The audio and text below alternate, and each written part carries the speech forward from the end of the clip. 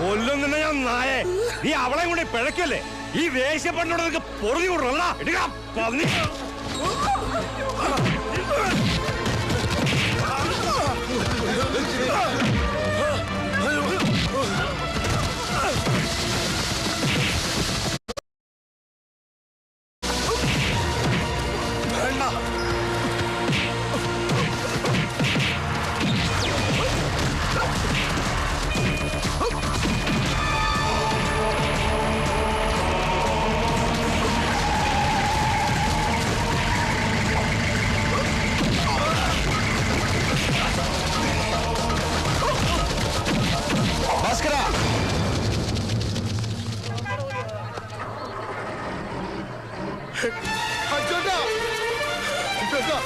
എന്താ കണ്ടോ?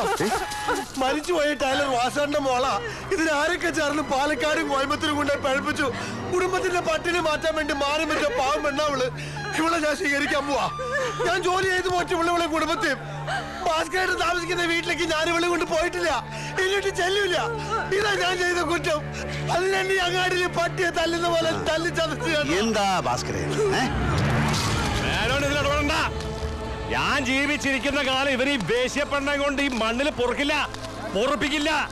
കയ്യും കാലും തല്ലിയോടിച്ച് കുടുംബത്ത് കൊണ്ടുപോകും. ഭാസ്കരനാ പറയുന്നത്. മറ്റാരെ കണ്ടില്ല നായി ഈ വേശ്യപ്പെണ്ണിനെ. ഭാസ്കര, ഇനി നീ ആ വാക്ക് ഉപയോഗിക്കരുത്. അവളുടെ കഥകളെല്ലാം കേട്ടിട്ടും അവളെ സംരക്ഷിക്കാൻ ഭരതൻ തയ്യാറാണെങ്കിൽ അവനത് ചെയ്യട്ടെ. പിന്നെ കയ്യും കാലും തല്ലിയൊടിക്കുന്ന പോയിട്ട് നീ അവന്റെ ദേഹത്ത് പോലും തൊടില്ല. ഇത് ഞാനാ പറയുന്നത്. പിന്നെ നീ എന്ത് തറവാട്ട് മഹിമയുടെ പേരില ആ പാവം പെണ്ണിനെ മറ്റേ പേര് പറഞ്ഞ് അധിക്ഷേപിക്കുന്നത്? അതിന് നിനക്ക് എന്താ അർഹതയുള്ളത്? നിന്റെ ഒരു അച്ഛൻ പെങ്ങളുണ്ടായിരുന്നല്ലോ, പാവം മരിച്ചുപോയി. വയറ്റാട്ടി കാർത്തു. ഡ്രൈവിംഗ് സ്കൂൾ എന്നാ അയമ്മ ഈ നാട്ടിലെ ചെറുപ്പക്കാർ പിള്ളേർ വിളിച്ചോണ്ടിരുന്നത്. നീ എന്നെ കൊണ്ട് പഴങ്കഥയുടെ കെട്ടഴിപ്പിക്കണ്ട. നീ പോ മോനെ ദിനേശ. ഇവിടെ വന്ന് വണ്ടിക്കറ്. വരുതാ വാ, അവളെയും കൂട്ടിക്കോ. മണപ്പള്ളിക്കാരെ വിറപ്പിച്ച പോലെ പോവല്ലേ. ഇത് ഭാസ്കരനാ. കൈ എടുക്കടാ. കൈവച്ച ഭാസ്കരൻ എടുക്കാൻ ഇത്തിരി വൈകും.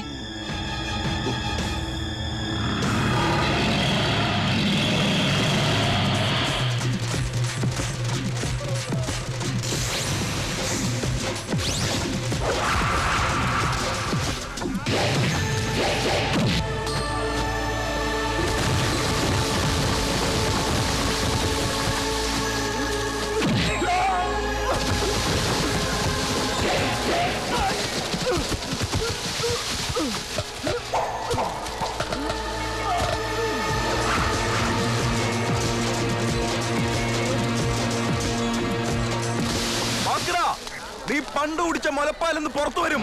എണീറ്റ് പായിട്ട് നോക്കണം പുല്ലേ.